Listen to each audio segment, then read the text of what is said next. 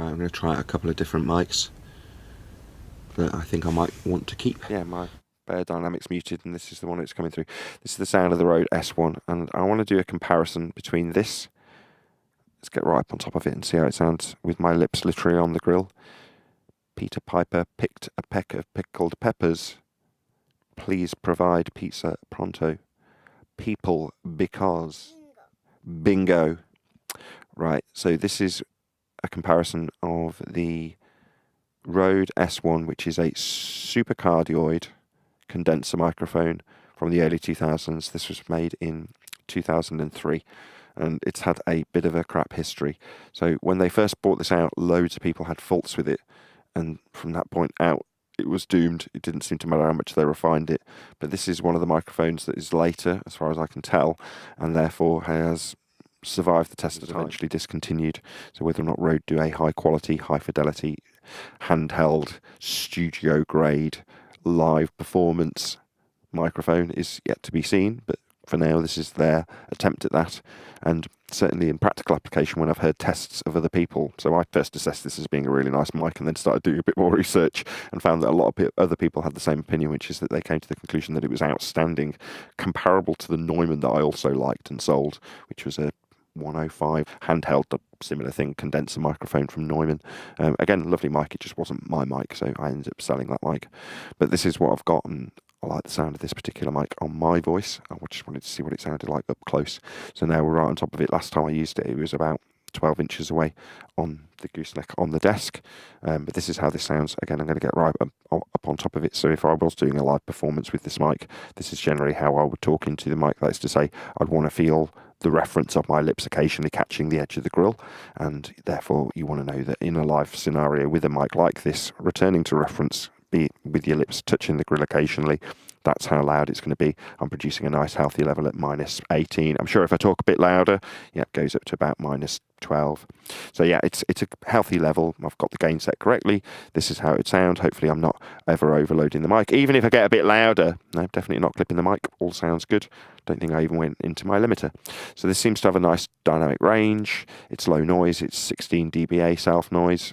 Condensers have normally got a higher self noise if they're pencil condensers, lower self noise if they're large diaphragm. So this is somewhere in between at 16 dBA, which is exactly the same as my other microphone, which is behind me. Don't know if you can see it in shot. That's the Beyerdynamic MC91, and I love the sound of that mic. It sounds absolutely glorious on my voice. Although I don't think I'd ever use it as a handheld stage mic. I'd be too terrified that if it got dropped it would break. So I typically use that like I used this last time I tested it, which is at about 12 to 18 inches away, like I use most mics when I'm testing them. This is not designed to do that. This is a live stage handheld condenser microphone, XLR socket.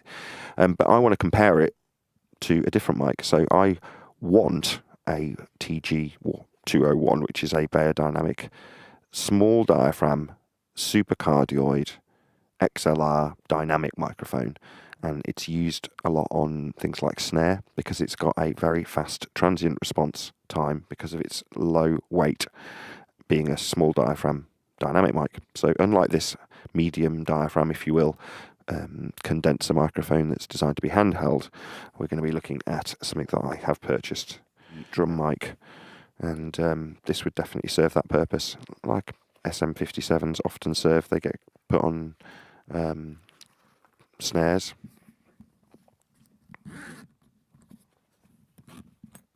Well, this mic is from the 90s, and it's called a 422.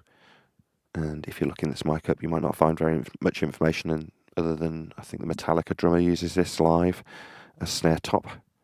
Same principle as a 201, small diaphragm dynamic Supercardioid, and it's just small and light and has a exceptionally fast transient response time. So that's this microphone. I'm going to swap across from this, the Rode S1, and you can hear the comparison, which is now just going to poke up into shot. Let's just use it as is and see how we get on. Okay, so I'm going to talk into this pop filter because I do want to hear what this actually sounds like rather than hearing a load of plosives and just getting annoyed with it because of reasons that shouldn't be affecting the microphone. This would definitely not be used as a vocal mic. That said, I mean, I'll take away the pop filter just for now. while I say pop filter, and I'll talk off axis to Clover about pop filters while she stares at me with her bread in her mouth. So we can hear what it sounds like. So this is what it sounds like completely on axis. What's on its way? Oh, my D112, jolly good. This could be a smooth substitute for a Beyerdynamic TG201, which is a mic I really want. However, if this does what I hope it will do, now I'm assessing it a bit more critically, this could definitely be a contender. So it's nicely staged up. It's a bit too quiet. Shall I turn it up a bit? It's a dynamic mic. I don't know why I always faff and fuss about having high gain on these things. I mean, who cares? It's going to do what it's going to do, right? Let's just get it a little bit quieter. There we go. That's about right. That's about the level I'd like to see as a healthy level. Okay, so this is what this mic sounds like, and hopefully this is comparable to a Beyerdynamic TG201. So this microphone is potentially going to get kept. I'm kind of going through the collection going, I really like all the microphones I currently have for sale. And it's like, well, one of them so far, at least one microphone I've let go and regretted. And you're like, why? I got it for a good price. I didn't have to let it go for the 20 quid profit I made.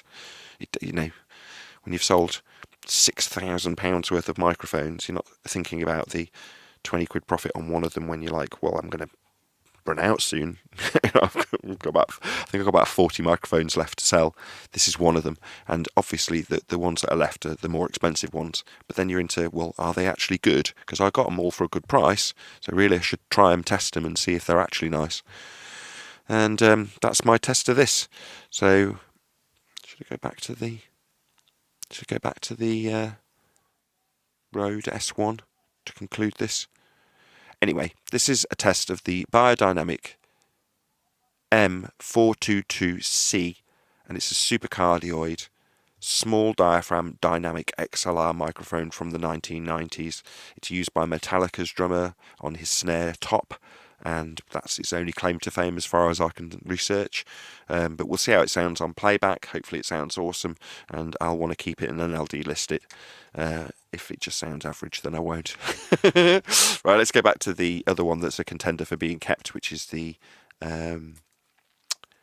what's it called? I keep forgetting its name. It's the Rode S1. That's right, another Supercardioid condenser microphone in that case. So let's swap across. Back on the Beyerdynamic GM303, different Beyerdynamic. This is pristine. That's another reason I want to keep it. It's like there's not a mark on it. That dirt. And there's a tiny bit of paint wearing off in two places. Say there's not a mark on it, there is 2 marks. Anyway, let's put that away. Beautiful little microphone. Hopefully it sounds good. I haven't really assessed it. I assessed the last one I had, but before I got to play with it properly, it sold. Like, that sold rather quickly. I wonder why. Let's get back to not hand holding it. Rode S1. So this is a Supercardioid condenser microphone. Let's just have it slightly off axis and kind of look at you from the side eye. This doesn't look good. Anyway, this is a sound test, so let's just see how it sounds. Got a nice healthy level going into my SSL2. High gain. In fact, is it going into any of the... Yeah, this is probably getting compressed, as it should be. Jolly good stuff. Right, I'm going to leave it there. Let's have a listen back. See you in the next video if this gets published.